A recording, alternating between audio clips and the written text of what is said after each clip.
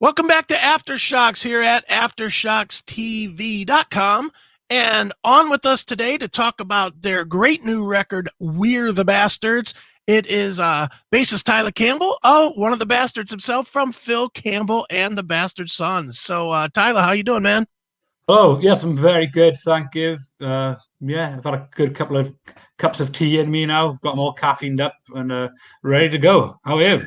I'm good, man. It's definitely good to talk to you. And like I said to you right before we started, man, it is great to get new music from you guys, man. It's you guys are one of those bands I think maybe some people missed because they just thought, okay, well, it's Phil Campbell, it's Motorhead, it's going to be a Motorhead rip type of a thing. And it's Yeah. just not. Anybody that's heard it, that's listened to the EP or to the first record will certainly know that it's not that. And certainly you guys really established yourself even further with We're the Bastards, man. Yeah, I think so. I think there's always going to be like trepidation where people will just, because obviously we don't try to sound like Motorhead, but Sure. obviously Phil, the guitarist in Motorhead for 30 years, so naturally some riffs might sound a bit like it. So I think some people are expecting like a Lemmy vocalist to like, Right. and they're just expecting to hear Lemmy, and some people just can't get into it. That's obviously totally fair, but I think with the difference of this album and the last album, I think yeah, like you said, I think we have naturally progressed, and I think the main thing was with Age of Absurdity. I think we released the song "Dark Days," which was like a slower, bluesier number, and was probably our most out the experimental song. We didn't know how it was going to go down, but it Sure. ended up being our most like popular songs. We play it live. I think it's got our most views on YouTube. So once we knew that song went down so well, we knew we could experiment a bit more on this song. Where we got songs like "Born to Roam" and "The Desert Song," which are kind of like a similar vein. So yeah, I think it's a nice, good selection of songs that is quite varied to an extent, but I don't think anything sounds too out of place. And yeah, I just can't wait for the world to hear it on November 13th. No question. Now, obviously with you and your brothers and obviously Phil Campbell, it's got the family thing to it, and I really think that the part that gets ignored is your vocalist. Obviously, I mean he Yeah, is very dynamic on his own merits, and like you said, no, there's no Lemmy mistaking with him, no. but he's just got a very unique but welcoming sound, I guess, for the kind of rock and roll that you guys do. It's like that voice that people kind of gravitate to. Is that what you've been experiencing? Yeah, I think so. We've known Neil for years, so he was in basically when we were all younger, well, we still are in various bands, me and my brothers, and we used to tour with Neil's old band, Dopamine, and Okay. Attack Attack. A lot of people get confused because there was a UK Attack Attack and an American Attack Attack. Right. So I think the American Attack Attack, they're kind of a bit more screaming. So I think they're a bit different to Neil. Some of them might be expecting a screamer, whereas not. But yeah, Neil's got very dynamic like voice, and I think he proves it live on record. I think the one thing with our band, we kind of got like three different generations of people. When we go from my dad from that classic rock like style from when he's brought up on the 60s and 70s. Then Todd and Neil were kind of brought up on the grunge era, so their favorite bands were like Nirvana and Pearl Jam and Soundgarden. Right. And then I think me and Dane were kind of a bit younger then. But I think that's why it's good. We have like this big melting pot of influences and styles, and I think that's how our music comes out as it is. You might hear a bit like a Led Zeppelin hook with like a Pearl Jamish, like vocalish melody over it, and yeah, I think it's cool how it all works out in the end. No doubt. Now you said you're the youngest. What were you listening to? Were you Corn guy, or were you listening to the older stuff? Yeah. Or what was it that brought you in?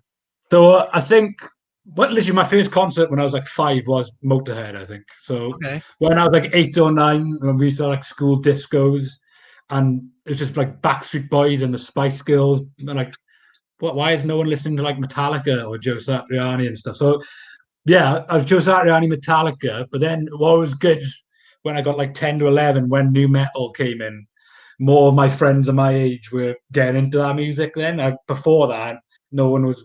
Oh, I suppose not expecting a lot of 7-year-olds to listen to Metallica and stuff. But it was good to get. I think everyone listened to like Limp Bizkit, Korn, like System of a Down, and then that crossed over like pop punk, like Blink-182, Sum 41. I liked it all back then, and I still listen to a lot of it now. But yeah, I think one good thing I can say is I'm glad I was brought up in a rock family as opposed to ending up being like a Spice Girls fanboy for life, which could have happened. Who knows? Yeah. Although somehow, and again, this is outsider doesn't know anything. I imagine throwing on a Limp Bizkit record in your house did not go over real well. No, yeah, I don't think my dad was never a massive fan. No offense to that. I think it's just that era, there's a new Right. style of, but it happens in every generation. Every 10, 15 years, there's a new style of music and it comes up. But I think over the years, he's gone to respect all those types of artists over the years. And yeah, I think it's cool. It's always nice to hear something fresh and new. And at the time, there's nothing, we never heard anything like it before. Sure, definitely, man. Well, Tyler, let's talk about We're the Bastards, which is what we're here to talk about. As I said, I love it. I think it's fantastic. And one of the things that I think really stands out as somebody that has been following along since the beginning, since the EP came out, is that you guys, I don't want to say your sound has changed. I think it has matured some over the years, but I don't think anybody would be put off if they listen to the first record or this one. But what I think you guys have learned over the course of the EP and now the two albums, the two full lengths, is you've really learned how to capture your sound. This one, We're the Bastards, is by far the biggest sound that you guys have captured, and it's arguably the most dynamic. Do you guys feel like you've learned to capture what you're doing better? I think so. I think, yeah, we're all songwriters because we've all been in different bands and stuff. And I suppose when we were writing the EP, we were just getting used to like writing songs together. Then you say with the albums, we're getting more used to it. And then I think, like I said earlier, with like Dark Days, and we knew we could explore our horizons a bit more. And yeah, my dad always says, you just write a good song's a good song at the end of the day. So no matter what style, that's a catchy riff. It's like, oh, that sounds cool. It's a good hook or whatever. And yeah, I think that's that thing they say, that difficult second album, don't they? But I think I was a bit slightly worried. Well, I wouldn't say worried. I think we were happy with how good Age of Absurdity was for a debut album. So before writing We're the Bastards, did have a slight thought in my back of the head. It's like, oh, how are we going to be able to follow this up, or is it going to be like a disappointing second album? But I think after I heard the first mixes of the album, and I was like, yeah, this does sound banging. I was like, the songs are good. I think we got there, and yeah, I think it is exactly how you say it is. I think we've all matured as co-songwriters and got used to it ourselves, and yeah, I think there's a great collection of hard rock songs. Absolutely. Now I read in the press, and you can tell me if the press is just being the press or not, but I read that this thing was completely written and recorded through the pandemic, through the beginnings of the pandemic. Is that true? And if that is true, did that make it much more difficult to put together, A, such a good record, but B, such an up record? Because it's definitely not depressed like everybody seems to be through the pandemic. It's half true. So we wrote like January and February in rehearsals. Okay. And then I think we went into full lockdown March 17th, I think, in the UK. Okay. And we already booked the studio time with Todd to record in April. And obviously social distancing and stuff was very serious back then. So the recording process was definitely different because I recorded my bass in the live room with just Todd in the other room. I was on like Skype with my laptop. And yeah, I just recorded no one else in the band was in the room. So we all Dane did the drums on his own, whereas we're all there together. So yeah, you can have his pros and his cons. So the cons the cons, which could be a pro, is like sometimes it's good to have all the rest of the band there and they can pitch in ideas or give you feedback whilst you're tracking your individual part. So that was different. But then I suppose at the same time, it was good just being your own headspace and not have any other distractions and just concentrate on recording your instrument. So yeah, I think it was definitely different, and it was also a bit more interesting because like I didn't hear the drums until I went in and tracked my bass, and then I didn't hear the guitars until I don't know. Because Todd recorded it, he'd send us mono mixes like at the end of 2 weeks or whatever. So it was different hearing them in different stages and stuff. Sure. But it was an interesting way of doing it. But I didn't think we don't think we came over. There wasn't any major problem. So to say if we're God forbid we're in a similar thing next year, Right. we'd have no worries about bashing out another album and Sure. getting to record it again. So yeah, fingers crossed next year. Yeah, I'm just glad I get some new music out there and can't wait for the people to hear. Sure.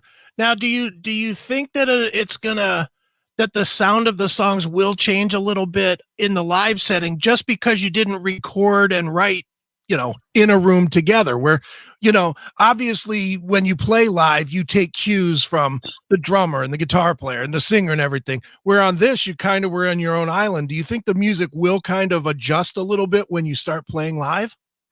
I think so for one song or two. I can't remember right now, but there was a part where we were writing because yeah, we still wrote the album with together. Sure.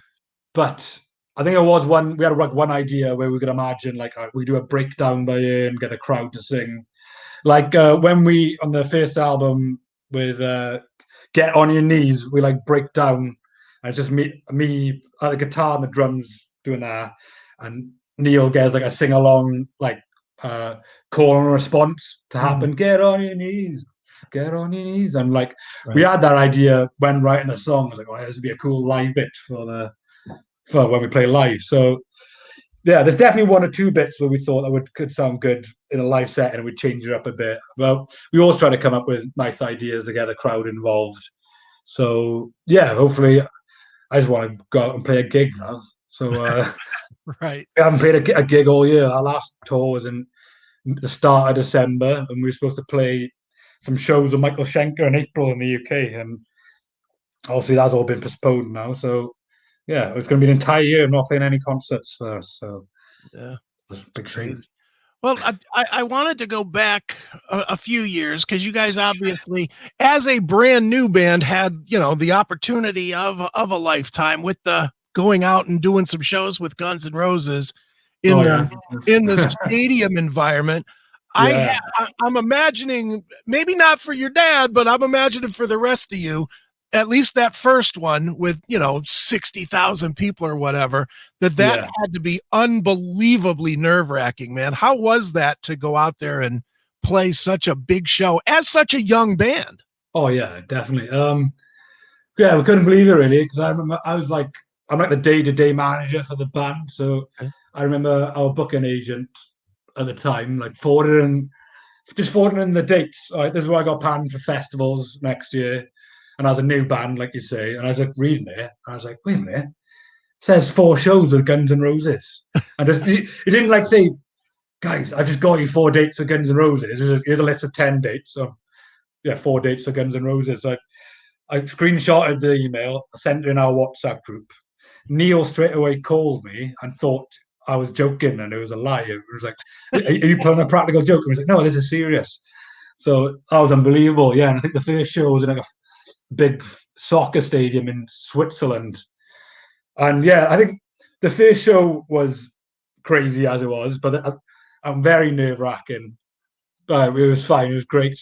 Well, it was more than fine. It was amazing. But then the second show, which was, I thought usually, yeah, the first show you get over and done with, fine. The second show is, it goes back to normal. But the second show was in an old Formula One racetrack in Imola in Italy, and it was like 100,000 people there.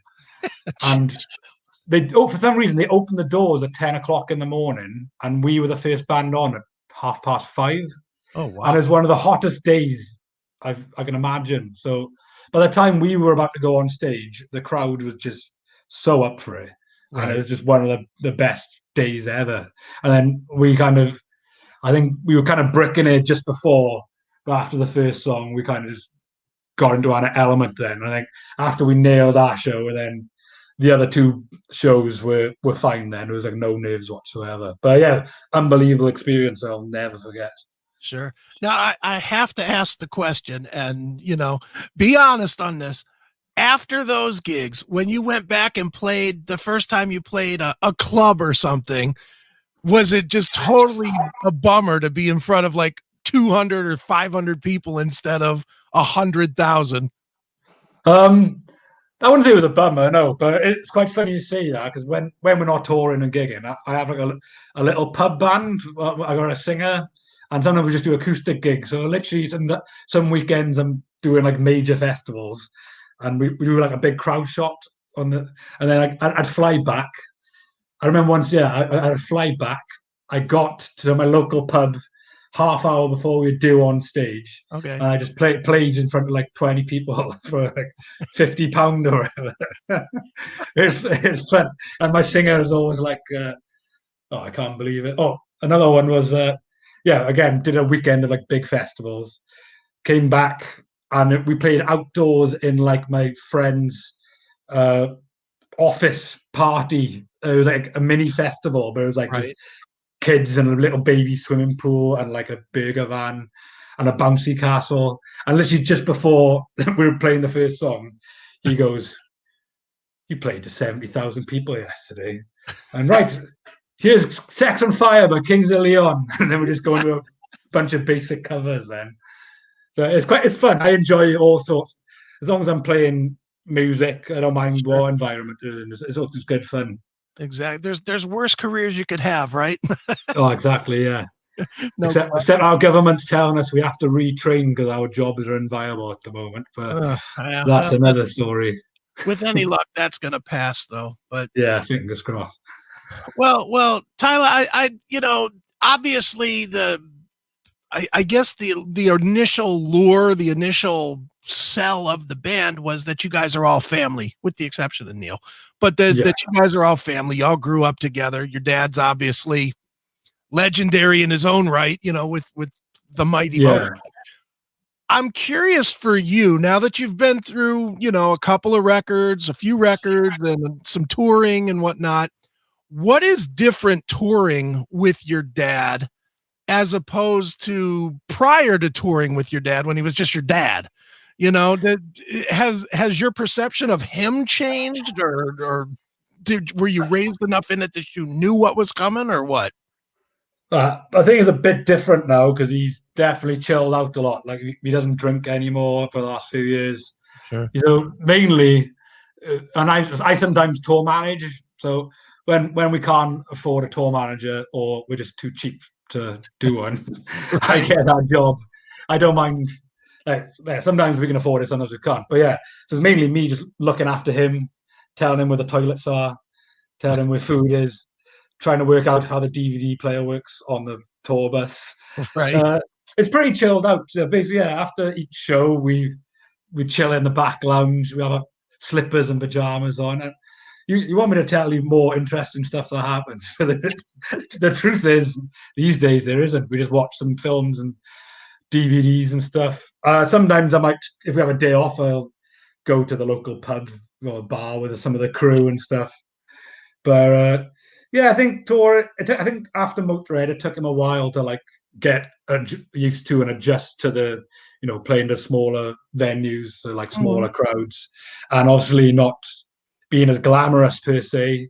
Because like even if we're doing festivals, sometimes we say it's like a festival 4 hours in the UK down the road, we gotta go. We're in a van, or we gotta do a weekend in a van. So obviously Right. Motorhead wouldn't have done that back in the day, but I think he's used to it now, and it's great. So yeah, it's good fun. We won't change it for the world. We have some problems every now and then, as all bands do on the road. Like, but it's fun getting. Like, I like to problem solve and figure out logistics. So hence Sure. why it's co-managed sometimes. But yeah, I think at the end of the day, I just can't wait to get back on the road and experience it again. Sure. Do you guys solve problems as a band, or do you solve problems like brothers? Um, Maybe a bit of both. Okay. So the thing with, but I think it's five. Obviously, it's five of us in the band. So say if like two say yes and two say no, or either or like somebody's on the fence, and then the executive decision will go down to my dad. It's like, right, dad, you decide, and then we'll be like, it'll just be like, oh yeah, fair enough. And sometimes you win some, you lose some, so Right. it's kind of good. But I can never imagine being in a band when you're even numbers. I can't. I don't understand how people would come to any agreement. I don't know how that works. It's not good maths. Right. No, not. Well, Tyler, we've been dancing around a little bit, and obviously we're talking about the pandemic has just kind of fucked everything. You Yes. know it, I know it. It's a mess. It's a mess for bands. Let's just go with the expectation that the pandemic's going to lighten up and governments are going to say that you can tour again. Yeah. The thought process is that it's really going to be hard to get gigs, especially for us for a younger band like yours. Yeah. Because every band in the world is going to be looking to get out on tour all at the same time, which has never happened before. There's always that kind of cycle, and everybody's on different cycles to where Yeah. Yeah. rooms are available. Do you worry that when everything opens up that it might be difficult to put together, touring? I think basically this year, all our dates we planned ahead because we assumed nothing is going to happen this year. So we, luckily enough, can reschedule everything ahead of time. So Sure. our UK tour was supposed to be this November. We've rescheduled for next November. Scandinavia was supposed to be September. Rescheduled next September. I'd say 80% of the festivals have rescheduled for next summer, but like some festivals was going to be their first year. Mhm. And when we've tried to reschedule, they said they can't even afford to. Sure. They've lost so much money they can't do it next year. So unfortunately for them, those shows aren't going to happen. But yeah, we've booked a German headline tour for April, just so again because we don't want to like come to like January and everything's back to normal, and then everyone's looking for those venues that are available. Right. So we've just gone and booked them ahead, and then I imagine if they don't happen, we'll look at in January and book them for the following April. And so, luckily enough, we're just kind of smart enough to just book everything a year or two in advance because I don't know, it's just hard to see anything happening till I don't know next summer Yeah. earliest. I'd say so. Yeah, I know it's crazy. And, one of the things that I've been, obviously doing this, I talk to a million bands and I've been paying attention to how some countries are making it a little easier to play shows than others. And Yeah, which on one hand, that's great that you can go and play some places.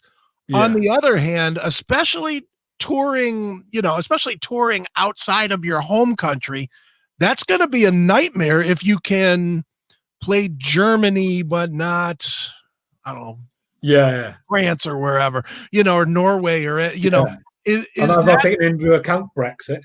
yeah, I mean, do you worry, do you as a musician, do you worry that just being able to route something is going to make it extremely hard to play anywhere but at home? Yeah, I think I kind of agree with you. Like, it was going to be tough anyway, like post Brexit, because basically we'll have to like pay for all tax on merch before you even make money on the merch, and a lot of Right. bands they basically they want 10% of the t-shirts you're taking into the next country, and you haven't even got that money yet because you haven't sold them. So a lot of these upcoming bands they're not going to be able to tour anyway, besides their own country. And also with the pandemic now has made things twice as hard. Well, more than twice as hard. So it's hard. There's a lot of things like in Wales, we have a different government to like England and UK. It's a very strange political system. But so whereas, like I said, I played in pubs and stuff. In England, for ages, you've been able to play like in pubs, outdoors and indoors if it's socially distanced. But in Wales, I haven't even been able to play outdoors in a pub like in the summertime. So Sure. the but then I saw yesterday there was a big concert in London Palladium where it was 1 meter social distancing and everyone had to wear masks. So I think every country's doing things differently. I think I've seen Germany. I would have seen of course, Germany's better at doing it than every other country. They seem to be doing a lot of socially distanced concerts, whereas like financially viable on everyone involved. And I think like Doro Pesh, she's done a lot of socially distanced concerts in like her old car parks and stuff. People are doing drive-throughs. So yeah, I think each country's handling it differently, but I know, yeah, it's definitely going to be more difficult. That's for sure. Sure. Do you guys have any interest in doing drive-in concerts or live stream concerts or any of that kind of stuff? I personally, I'd be happy to do. Technically, I would be happy to do both, but I'm slightly worried. I think it's just safety, everyone's safety, and I think especially because my dad, he's in like a slightly vulnerable bracket compared to like young. So we got to think of his health as well. So I think I wouldn't. The UK announced a lot of big UK drive-through concerts, and they all got pulled. Live Nation did them, and within a month before, they all got cancelled. I don't know whether it was due to low ticket sales or due to safety precautions, but yeah, I wouldn't. I like the idea of people had the option. Like, I don't think personally I would have gone for Driven, but I think it was great to get like people in like touring crews and techs and get all of them back to work and stuff. Sure. So I think it's great on that side anyway. No question.